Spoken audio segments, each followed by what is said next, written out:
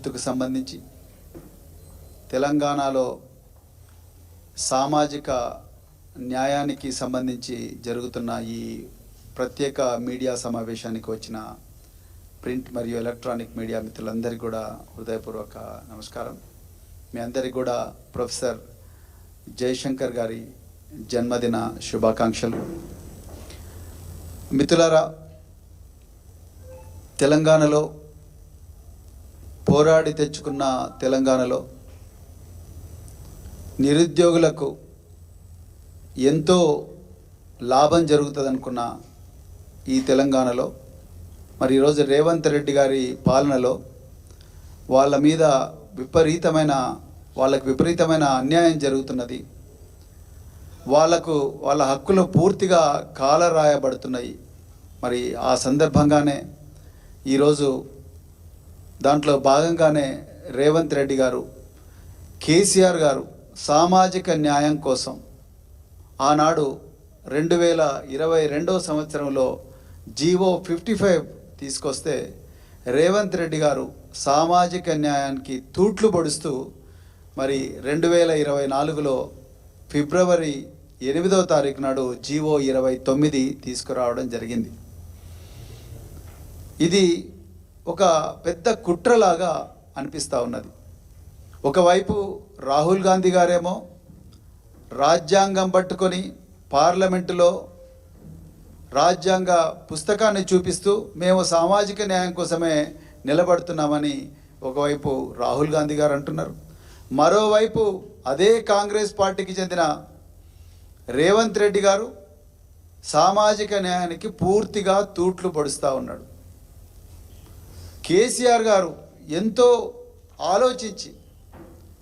ఆలోచించి జీవో 55 తీసుకొచ్చి అన్ని వర్గాలకు సముచిత న్యాయం జరగాలి, పరీక్షల్లో ఉండే అన్ని దశల్లో కూడా సముచిత న్యాయం ఉండాలని చెప్పేసి కేసీఆర్ గారు జీవో 55 తీసుకొస్తే ఏ కారణం లేకుండా ఒక ఆంధ్రప్రదేశ్ రాష్ట్రంలో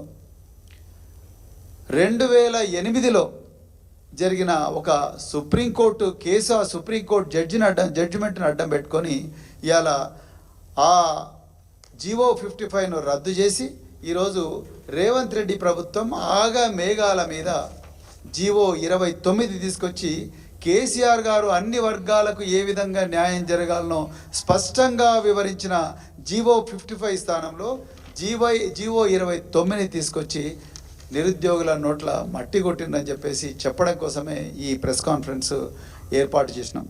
ఇక విషయానికి వస్తే మిత్రులారా, రాజ్యాంగబద్ధంగా ఆర్టికల్ 14 ప్రకారం కానీ ఆర్టికల్ 16 క్లాజ్ 4 ప్రకారం కానీ బలహీన వర్గాలకు ఎస్సీలు కావచ్చు, ఎస్టీలు కావచ్చు, వెనకకు నెట్టివేయబడ్డ తరగతులు అంటే ఓబీసీలు కావచ్చు, రిలీజియస్ మైనారిటీలు కావచ్చు, పర్సన్స్ విత్ డిజేబిలిటీ అంటే దివ్యాంగులు కావచ్చు, స్పోర్ట్స్ కోటా కావచ్చు, లేకపోతే ఇప్పుడు కొత్తగా అగ్రవర్ణాల్లో ఉండే పేదలు కావచ్చు, వీళ్ళందరికీ కూడా రాజ్యాంగబద్ధంగా రిజర్వేషన్లు ఇవ్వాలి. ఇవి ప్రతి దశలో కూడా రిజర్వేషన్లు అమలు చేయాలనేది రాజ్యాంగం చెప్తా ఉన్నది. చాలా పబ్లిక్ సర్వీస్ కమిషన్స్ కూడా ఇదే విషయం చెప్తున్నాయి. సుప్రీంకోర్టు ఎన్నో సందర్భాల్లో జడ్జిమెంట్లో కూడా చాలా స్పష్టంగా సామాజిక న్యాయం పాటించాలని చెప్పి సుప్రీంకోర్టు చెప్పింది. కానీ ఇవాళ తెలంగాణ ప్రభుత్వం, తెలంగాణ పబ్లిక్ సర్వీస్ కమిషన్ ఈ ప్రాథమిక సూత్రానికి, రాజ్యాంగబద్ధమైన సూత్రానికి తూట్లు పొడుస్తూ ఉన్నది. దానివల్ల చాలామంది నిరుద్యోగులకు అన్యాయం జరుగుతున్నది. ఇక గ్రూప్ 1 ఎగ్జామ్ విషయానికి వస్తే మీ అందరికీ కూడా తెలుసు, ఆనాడు కేసీఆర్ గారు గ్రూప్ 1 నోటిఫికేషన్ ఇవ్వడమే కాకుండా గ్రూప్ 1లో ప్రిలిమినరీలో ఏ విధంగా రిజర్వేషన్ పాటించాలి, మెయిన్లో ఏ విధంగా రిజర్వేషన్ పాటించాలనేది చాలా స్పష్టంగా ఒక జీవో నెంబర్ 55 ద్వారా స్కీమ్ ఆఫ్ ఎగ్జామినేషన్ కూడా ఇవ్వడం జరిగింది.